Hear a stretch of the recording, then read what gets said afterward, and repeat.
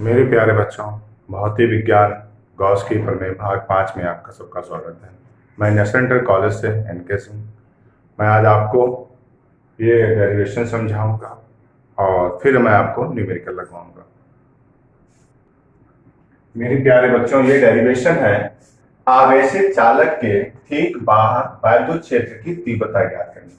मान लिया कोई आपने एक आवेशित चालक प्लेट ले ली और इसके बाहर बिंदु P पर विद्युत क्षेत्र तीव्रता ज्ञात करनी है। वो कैसे ज्ञात करेंगे, ये आपको डेरिवेशन है, आती है पेपरों में 2 या 3 नंबर की आती है। तो आपको ये लिखना होगा, माना एक समतल, आप माना एक समतल प्लेट ले लेंगे और ये धन आवेशित है। चार्ज देखिए, ये धन आवेशित है। इसके 2 भाग हो जाते हैं, एक भाग और 2 भाग। एक भाग 2 भाग है। प्लेट के भीतर विद्युत क्षेत्र तीव्रता क्या होगी? 0 होगी। प्लेट के बाहर हमें बिंदु P पर विद्युत क्षेत्र तीव्रता ज्ञात करनी है। अब आप आएंगे, जो प्लेट है या चादर कह सकते हैं, आप इसमें कह सकते हैं चादर के यानी कि पृष्ठ 1 के लिए विद्युत क्षेत्र तीव्रता। तो इसके लिए फार्मूला बनेगा E बराबर, क्या बनेगा आपका? E बराबर सिग्मा, ऐसे देखें, ये सिग्मा अपान 2 एप्सिलॉन नॉट, ये भाग 1 के लिए होगा। ऐसे ही पृष्ठ 2 के लिए, दोनों आप ऐसे लिख लेंगे। तो इसको बोलेंगे E1 और इसको आप बोल देंगे E2। तो sigma upon 2 epsilon not E1 बा E2। अब देखिए यहां पर आपको लिखना पड़ेगा E1 व E2 दोनों तीव्रताएं जो हैं वो एक ही दिशा में, दोनों विद्युत क्षेत्र तीव्रताएं जो हैं वो दोनों विद्युत क्षेत्र तीव्रता एक ही दिशा में है। जब एक ही दिशा में है तो इनका परिणामी जो विद्युत क्षेत्र होगा वो दोनों का प्लस होगा। मतलब आप लिखेंगे E बराबर, खूब सरल है बच्चा, E1 प्लस E2। अब देखिए E1 आपके पास है sigma upon 2 epsilon not plus sigma upon 2 epsilon. इसमें जब आप एलसीएम लेंगे तो 2 एप्सिलॉन नॉट 1 क्या हो जाएंगे? 2 सिग्मा।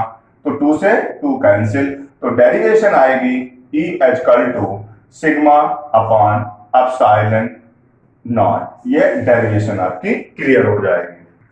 अब देखिए बच्चों, ये फार्मूले हैं, कुछ 5 फार्मूले भी मैंने लिखे हैं, और जरूरत पड़ेगी और कराएंगे। तो phi equal to E A cos theta, विद्युत फ्लक्स या E या क्षेत्र ज्ञात करने के फार्मूला होता है। फाई इक्वल टू एक और फार्मूला है, Q upon epsilon not equal to, ये भी हो सकता है, और pi R square sigma upon epsilon not. ऐसे विभवांतर के लिए 9 × 10 पावर 9 Q अपॉन R, ऐसे विद्युत क्षेत्र तीव्रता के लिए Q upon R square 9 × 10 power 9। V equal to mg/d, यहाँ पर घनत्व है, आवेश है। मैंने यहाँ पर ये चीज इसलिए लिख दी है, जैसे फाई से आप समझ जाए कि फाई क्या होता है, विद्युत फ्लक्स होता है। इसके जो मात्रक होते हैं, न्यूमेरिकल में मेन जो पॉइंट होते हैं, इन मात्रक से ही हम लोग कैच करते हैं कि ये कौन चीज है, क्या है। तो यहाँ पर अगर न्यूटन मीटर स्क्वायर पर कूलम कहीं पर लिखा है तो समझ लीजिए वो विद्युत फ्लक्स है। ऐसे कूलम अगर आगे मात्रक है तो ये तुम्हारे साथ आवेश होगा, और इसे क्यू से नोट करते हैं।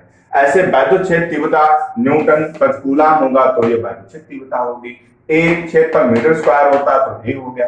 तो ऐसे ही आपको ये पॉइंट बिल्कुल ही क्लियर करने हैं जो आपको समझ में आएंगे। देखिए बच्चों, क्वेश्चन नंबर 1 है जो तुम्हारे मित्तल की बुक है उसका। यदि 17.7 पीको कूलम आवेश के 10 सेंटीमीटर भुजा वाले घन के केंद्र पर रखा है, तो घन के प्रत्येक सतह से निकलने वाले विद्युत फ्लक्स की गणना कीजिए या मान ज्ञात कीजिए। देखिए यहां पर सबसे पहले आता है ये पॉइंट, ये पीको कूलम। तो आपको क्यू से नोट करना है 17.7, यहां पर लिखा है पीको। तो एक पीको में 10 की घात -12 होते हैं फैराड या कूलम, जो भी इसमें बनेंगे 10 की घात -12, और ये हो जाएगा कूलम। उसके बाद हमें 10 सेंटीमीटर भुजा वाले हमें घन में इसने रूप दिया है, चित्र दिया गया है, एक घन है। घन पर लग रहा है, और घन के प्रत्येक पृष्ठ यानी कि जो घन का पृष्ठ होगा उस पर हमें वैद्युत फ्लक्स ज्ञात करना है। तो देखिए बेटा, इसके लिए फार्मूला होगा phi equal to Q upon epsilon not. Formula phi equal to Q upon. अब घन में कितने पृष्ठ होते हैं, इसने पूछा प्रत्येक पृष्ठ, ये पॉइंट समझिए। अब आपको पता है, आप छोटी क्लासों में पढ़ के आए हैं, घन में कितने पृष्ठ होते हैं, तो घन में 6 पृष्ठ होते हैं। इसने पॉइंट का प्रत्येक पृष्ठ पर, तो घन में कितने पृष्ठ हुए, तो फार्मूला तो होता है क्यू यानी कि phi equal to Q upon epsilon not होता है। अब कितने पृष्ठ हुए, 6, तो यहां पर ये बटे में 6 पृष्ठ कर लिए जाएंगे। अब मान रख लीजिए, क्यू का मान है 17.7 गुणे 10 की घात -12 बटे 6। एप्सिलॉन नॉट का मान होता 8.85 इंटू 10 पावर -12। ये आपके पास घन के जो इसका जो एप्सिलॉन नॉट की वैल्यू जो होती है वो ये होती है। अब देखिए 10 की पावर -12, 10 की पावर -12 कैंसिल। यहां पर देखना इसको होगा, देखिए ये तुम्हारे पास 17 है, ये ध्यान रखना होगा, ये 17 और ये पॉइंट, अगर हम इसका पॉइंट यहां हटाते हैं, ये हटाते तो एक जीरो ऊपर आ जाएगा।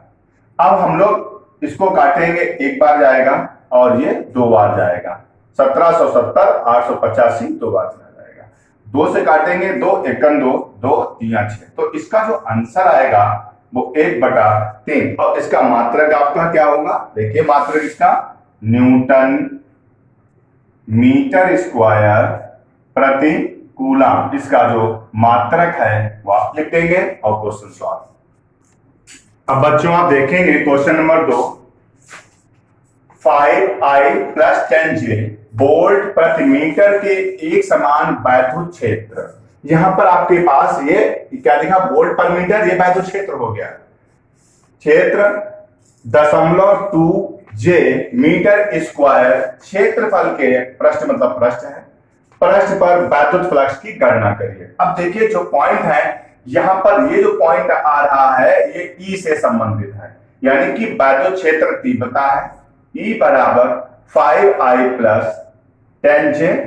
आगे चलेगा एक समान वैद्युत क्षेत्र। अब देखिए यहां पर मीटर स्क्वायर, हमने पहले बताया था कि क्वेश्चंस करने से पहले फार्मूले पर, मीटर स्क्वायर का मतलब है ये मात्रक है, ये समझ लीजिए हमारे पास क्षेत्रफल है, ए है 0.2J मीटर स्क्वायर, ये हमारे पास क्षेत्रफल है। हमको क्या निकालना है, वैद्युत फ्लक्स निकालना है। वैद्युत फ्लक्स का formula phi equal to E A cos theta होता है। हम यहाँ पर कोण हमको नहीं दिया है, हम कोण को प्रयोग नहीं करेंगे। अब यहाँ पर E का मान कितना लिखा है, 5I + 10J, चूंकि ये डॉट है आप यहाँ पर डॉट ले लीजिए, डॉट, और फिर आप लिखेंगे 0.2J ब्रैकेट में कर लेंगे। आप 10th फर्स्ट ईयर में जाएंगे, जब आपने वेक्टर्स वाला जो चैप्टर पढ़ा था उसमें I की गुणा I से करते हैं, J की गुणा J से करते हैं, K की गुणा K से की जाती है। तो यहाँ पर I है, यहाँ नहीं है, नहीं गुणा होगी, यहाँ पर J है और यहाँ पर भी J है। अब इनकी गुणा करो, 10 दूनी 20 होता है, और दशमलव कितने अंक के बाद लगेगा, 1 अंक के बाद। अब इसका मात्रक आप देखिए, इसका मात्रक आप इंग्लिश में लिखें और अच्छा रहेगा। देखिए n से हो गया न्यूटन, n से न्यूटन, और मीटर क्या होता है, न्यूटन मीटर स्क्वायर प्रति कूलम, न्यूटन मीटर स्क्वायर प्रति कूलम। ये इसका आंसर क्लियर हो जाएगा। मेरे प्यारे बच्चों, चूंकि मेरी तबीयत अभी कुछ दिनों से खराब रही तो मैं गॉस के प्रमेय के क्वेश्चन ज्यादा नहीं लगवा पा रहा हूं। मैं अब आगे आपको मैंने 2 क्वेश्चन लगवा दिए हैं, कल इसी का आगे क्रम हमारा चलता रहेगा, और आप सबको मन लगाकर पढ़ना है और सारे क्वेश्चंस आपको करने हैं।